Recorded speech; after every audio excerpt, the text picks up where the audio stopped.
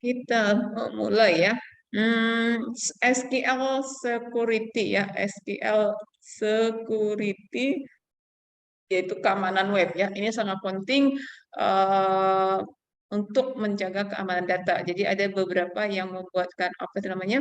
Mereka membuatkan website tapi tidak melakukan pengamanan datanya. Nah, itu dia. Jadi mereka kalau misalnya mereka hanya fokusnya di interface-nya, apa itu namanya? Tampilan-tampilannya, kemudian tool-tool dari si aplikasinya. Nah, ini sangat penting ya untuk mencegah itu tadi ya pengambilan data. Keamanan suatu website atau web security system ini merupakan prioritas ya. Jadi sudah masuk ke Google Play ya, itu perlu. Jika webmaster mengabaikan, siapa tahu nanti kamu menjadi seorang programmer, kamu harus memasukkan inilah ya, ada bagian ditambahkan sehingga nanti si hacker ini tidak mudah ya. Memang ada yang beberapa udah pakai juga tetap dibobol. Contoh kan BPJS, nggak mungkin BPJS linknya itu nggak punya keamanan data atau kemarin itu apa namanya untuk pemilu kan gitu kan. Tapi ada saja tingkatan-tingkatan hacker ini yang bisa membobol itu ya. Bahkan dapat mengacak-acak tampilan website.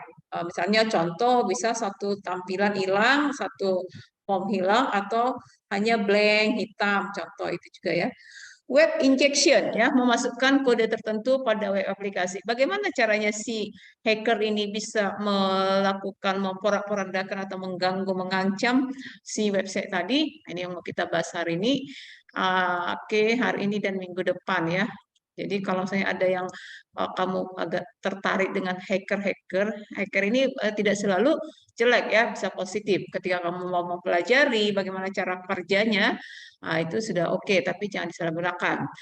Tujuan akhir serangan dengan si web ini adalah mendapatkan akses ke database tanpa perlu login. Nah, itu dia. Jadi tanpa dia apa namanya? Tanpa ada pintu dia bisa masuk. Nah, ini yang mau kita lihat dan bagaimana caranya. Penyerangan dapat dilakukan pada SQL. Kalau bicara SQL ini sudah ke basis datanya LDAP maupun pada OS-nya ya, LDAP operasi sistemnya. Mereka atau si hacker ini menggunakan penyerangan mulai dari string SQL yang siapa yang menguasai database stringnya itu query-nya ya. Kemudian mereka melakukan scanner ya, semacam sensor ya. Jadi teknik fuzzing yang mempelajari kode web atau mencari celah keamanan ya. Jadi kalau misalnya website itu kamu klik kanan, di situ ada source seperti source kodenya. Jadi kalau kamu mau mengacak atau mengacaukan sebuah website, itulah kamu pelajari ya. Jadi kamu itu yang kamu ganggu atau kamu bagaimana si website ini tidak berjalan ya gitu dia. Atau contoh tadi kamu bisa login tanpa harus login gitu loh. Kamu bisa masuk tanpa harus login. Nah, itu dia. Gimana caranya? Nah, itulah kerjaan si hacker. Contoh serangan paling sederhana adalah memasukkan kode satu dengan satu pada form login. Jadi mereka nggak mengacak-acak ya, tapi mereka di pengkodingannya, di stringnya atau ada di beberapa diatur ya. Kalau misalnya ada bentuk hackernya di apa namanya pakai datanya atau IP address-nya yang diganggu atau apa namanya diacak atau apa namanya dilakukan apa ya settingannya bukan settingan ya coding-coding dari 01-nya dikerjain gitu ya. Tapi ini adalah di SQL-nya ya. OSP membuat API yang bisa digunakan mencegah serangan ini SAPI ya. Jadi ada sekarang istilah API ya, API. Web server itu adalah yang kamu misalnya HTTP, HTTPS ya, itu adalah server yang memberikan layanan pada cara cara nggak bisa login, nggak ada ibu apa-apain deh, nggak ada. Mungkin apa ya? Nggak ada ibu blog ya, nggak ada. Ada kalau misalnya ibu blog itu kalau dia nggak ini nggak belum ada dia apa-apain ya. Coba aja pelan-pelan. Kalau nggak misalnya 3 menit nggak dapet, balik lagi gitu dia. Itu tadi saya tanya, kalau misalnya jaringannya nggak oke, nanti kita pakai ini karena pakai WiFi, kalau enggak nanti pakai apa ibu aja. Tapi kata kalian bagus dan ibu pun lihat bagus ya, nggak apa-apa. Coba aja. Ini topologi jaringan bagi yang orang jaringan ya, ada beberapa internet, PDA, nah ini dia ya. Jadi si internet ini atau contoh ya inilah WiFi-nya di ruangan kelas 3. Bisa aja yang pakai ibu, ada laptop merek ini, ada pakai itu gitu kan. Yang bisa laptop, bisa HP. Nah, ini contohnya. Ini web servernya.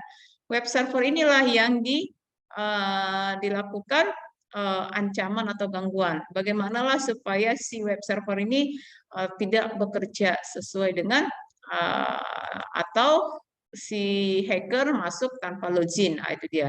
Serangan bisa dilakukan dengan remote file inclusion (RFI), local file inclusion, dan SQL injection dan cross-site scripting. Ya, ini ada beberapa yang dilakukan untuk ini tadi ya, ancaman atau menyerang suatu website, RFI, LPI, SQL injection, dan cross-site scripting. SQL injection ini lebih mudah kalau kamu mau coba ya. RFI, remote file intrusion, metode memanfaatkan kelemahan script ya, PHP include ya. Di sini dia ketika kamu lihat ini apa namanya query-nya, variabelnya tidak dideklarasikan dengan sempurna. Jadi di sini dia melihat celahnya. Dan ini bisa ini udah hijau ini nggak bisa masuk dia kan? Nah, gitu dia. Sorry. Nah, itu.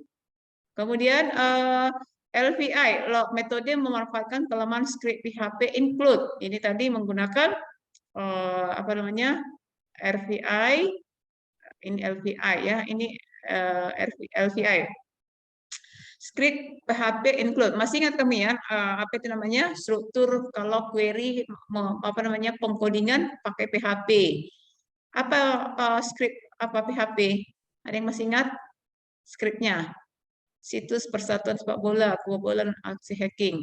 Kalau kamu baca tiap hari pasti ada apa namanya yang memberitakan website ini nih kena hacking ya gitu dia.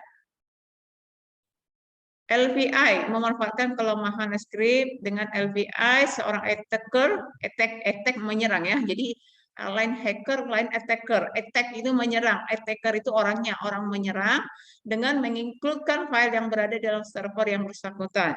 File kan kalau untuk menjalankan website itu kan ada beberapa, misalnya config-nya, login-nya, dia diinkludkan di dalam server. Contoh tadi situs badan koordinasi kehumasan, ya ini diganggu. SQL injection, nah ini dia hari ini yang kita bahas. Teknik memanfaatkan kesalahan penulisan. Jadi ketika dia melihat ada itu makanya nanti kalau kamu ada website, kamu klik kanan, di situ ada source kodenya. Kamu misalnya nih ada lihat tampilan cantik ya atau menarik. Oh ini gimana bikinnya ya? Bisa kamu klik kanan, lihat codingnya. Kira-kira kurang lebih begitu ya. Nah ini dimanfaatkan ya ketika si coding query-nya tadi lemah dan dia paham, dia melakukan penyerangan ya hacker dengan menginsert beberapa SQL statement ke query. Jadi dimasukkan ke query tadi. Jadi nanti ada perubahan di website si SQL yang tadi ya. Contoh tadi situs Direktorat Jenderal Administrasi Hukum ini tahun 2008 jauh ya. XSS ini juga singkatan cross-site scripting, metode memasukkan kode atas script HTML. Ini lebih sensitif lagi karena di HTML yang diserang ya. HTML melalui browser di silent-nya, situs badan perpustakaan.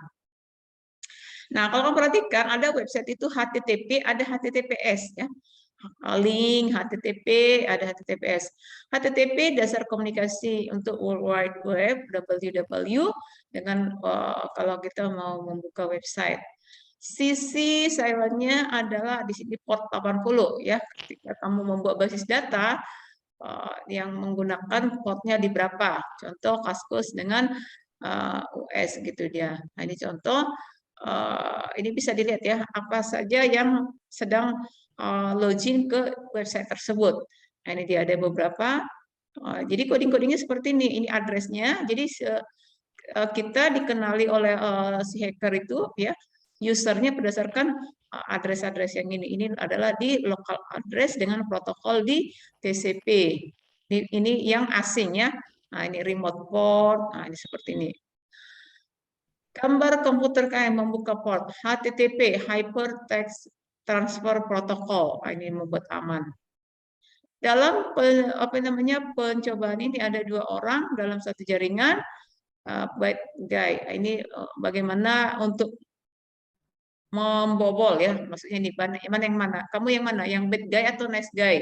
Nice guy mencoba membuka supaya dia masuk kan gitu kan, kemudian login yang biasanya. Namun si bad guy dia akan mencoba gimana supaya ini apa namanya? Dia tidak melalui ini, dia langsung masuk. Apa boleh? Apa bisa? Bisa ya, itu dilakukan dengan hacker. Nah, ini bad guy menggunakan Wireshark ya. Ini Wireshark ini adalah semacam software tool yang bisa menangkap pakai data. Jadi misalnya nih jaringan apa tuh pipa air atau pipa listrik gitu kan. Listrik punya pipa enggak atau kabelnya. Nah, di situ kan ada yang mengalir nih data-datanya. Nah, di sini si Wireshark ini dapat apa namanya? Mengidentifikasi mana yang kira-kira atau menangkap data paket yang diinginkan dia. Nah, di sini dia berdasarkan IP port tadi. Nah, ini menggunakan toolsnya adalah Wireshark. Nanti kamu cari apa itu Wireshark. Nah, ini nanti tampilannya begini ya. Ini caranya untuk mengambil data atau menghack atau menyerang sebuah website ya. HTTP menggunakan tidak transkripsi. Jadi kalau kamu perhatikan HTTP itu kan ada semacam kalau apa ya kayak digembok gitu kan, itu yang terenkripsi. Jadi dia nggak semua bisa. Mana contohnya ya? Seperti ini kan, ini kan ini nih. Ini aman ini ya. Kembali kemana tadi ya? Oh, tadi Bu di mana ya? Oh ya, oke. Data paket yang dikirim menggunakan HTTP tidak transkripsi. Ya, ini tidak transkripsi berarti tidak ada pengamanannya. Siapapun bisa dapat melihatnya jika Anda membuka website dengan menggunakan HTTP. Jadi ini biasanya yang berbentuk network atau jaringan untuk publik ya, seperti area hotspot nirkabel. Itu dia. HTTPS, kamu lihat nanti yang mana HTTP, yang mana HTTPS, kombinasi dari Hypertext Transfer Protocol dan ada secure-nya, Secure Socket Layer Protocol SSL, ini semacam sertifikatnya, yang menyediakan komunikasi terenkripsi. Jadi dia lebih aman karena ada enkripsinya antara web server dengan klien. Jadi ketika kita mau masuk ya di server itu atau di link itu sudah ada apa namanya pengamanan data. Contoh untuk internet banking, transaksi pembayaran, nah gitu dia. Ini menggunakan protokol 443 untuk komunikasi. Ya, tergantung berapa settingannya. Website menggunakan protokol gmail.com. Oke. Nah, ini contohnya ya. Tadi untuk melihat siapa saja yang terkoneksi, time wait. Nah, ini dia. Jadi yang kalau biasa bermain di sistem operasi ya seperti tampilannya. Apakah HTTPS itu aman untuk ini ya ini dia HTTPS contoh di Gmail. Kalau menurut Ibu Gmail lumayan aman ya. Email ini akses poinnya ini si tadi nice guy atau bad guy. Bad guy ini adalah dia langsung ini tadi ya melakukan penyerangan-penyerangan atau menggunakan ini dia menggunakan tool lain supaya dia bisa mengambil apa yang dia inginkan. Nah, ini dia. Ketika bad guy mencoba untuk menangkap data paket, maka akan berbeda bila menggunakan koneksi HTTPS. Nanti kamu perhatikan HTTPK atau HTTPS. Nah, ini dia ya. Bad guy tidak menemukan data polos setiap data dikirim, tapi dilengkapi. Kemudian data ditangkap, setelah ditangkap itulah mematahkan data dienkripsi. Kesimpulannya, HTTP ini ada dienkripsi, HTTP tidak untuk umum ya. Yang tidak terenkripsi, HTTPS yang ada gemboknya itu adalah terenkripsi sehingga orang lain tidak dapat melihat pakai data. Pakai data itu adalah data-data kita ya, itu nanti berbentuk angka-angka 1 dan 0, data yang diolah di dalam komputernya. Biasanya digunakan perbankan transaksi internet, contohnya ya. Oke, itu dia pembahasan kita hari ini. Berapa menit? Ada 20 menit. Ini kebanyakan ya. Oke, ada pertanyaan. Kita masih ada minggu depan dengan minggu depan yang lain. Minggu kemarin itu pembahasannya adalah di malware dengan virus ya. Sebenarnya itu mau di apa itu namanya? Mau Ibu jelaskan. Tapi kalau itu kan kita hanya mengenal saja yang mana antivirus yang paling oke, antivirus yang baru, kemudian apa kelebihan dan kekurangannya. Ada pertanyaan atau kita lanjut di gizi? Pertemuan kita 2 lagi. Minggu depan Ibu berikan tugas. Pertemuan ke-14 ada Enggak kuis. ada, Bu. Oke.